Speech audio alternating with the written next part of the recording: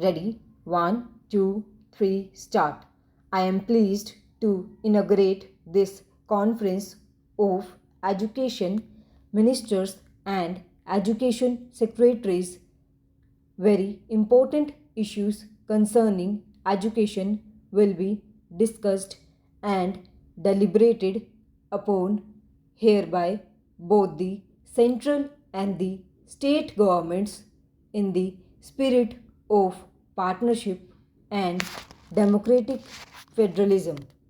Human resource development is the most critical area in nation building. After all, national development depends on having educated citizens, rural development, health and nutrition, social justice, sustained economic growth. I could go on adding to this list of national tasks where education is the common denominator. At the turn of the century, Swami Vivekananda had diagnosed the ills that plague our society and had said a nation is advanced in proportion as education and intelligence spread among the masses. If we are to rise again, we shall have to do it by spreading education among the masses. Educate and raise the standard of the masses, and thus alone the national revival is possible. Para. After independence, India has posted significant achievement in education. Yet our efforts have fallen short of what nation building demands. Professor Amartya Sen, this year's Nobel Prize winner in economics, says that governments in developing countries, including ours, have intervened lot to solve problems in the economic and business sectors. However, they have not intervened enough in the social sectors of health and education. This is a valid criticism. To remedy this imbalance is our collective task. The center and the states must reaffirm their commitment to the social sector, especially education. You will agree with me that what needs most attention is primary education. It is the base of everything. Primary education is the most neglected area in the entire education system. We must restore primacy to primary education in our education policy and planning. Primary education needs more money, yes, more money to build and maintain proper school building, equip them with books and blackboards and other instruments of teaching, and money also to convert single teacher schools to multiple teacher schools. Money is always scarce. A large part of the education budget goes to pay teachers' salaries. With the recent increase in their pay, there will be even less money for the other equally important items.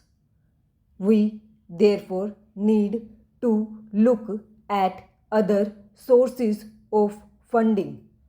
Private enterprise is now entering professional education. Can we not come up with innovative ways that attract people to contribute to primary schools. More than money, primary education needs better administrative and managerial skills and, of course, a far stronger political will.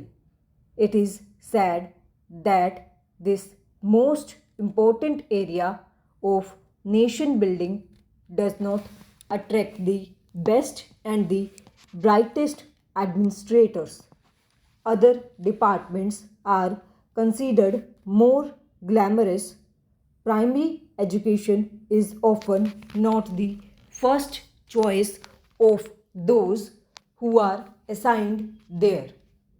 This must change.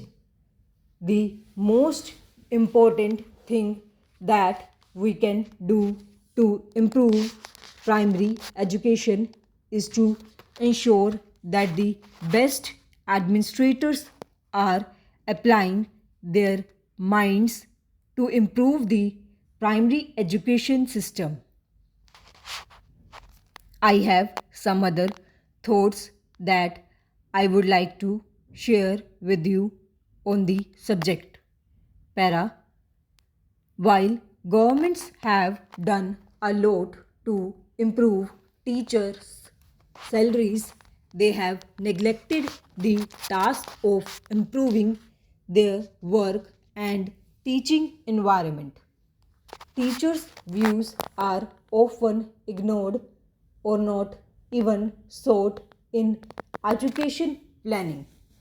The bureaucrats in the education department have an upper hand and often boss over teachers and principals. This is wrong. All those associated with education should understand that a good teacher does not look for a good salary alone. He values even more a better working environment where he feels that he is valued and has a say in the running of his institution. The quality of municipal and other government schools is inferior to that of private schools. One reason, of course, is that richer parents pay for and then demand better service from private schools. In government run schools where the parents are too poor and themselves uneducated, they cannot demand better service.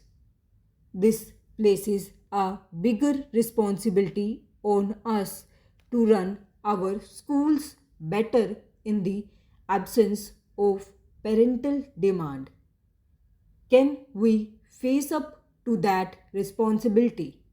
How do we make parents and communities more responsive about the school in their midst?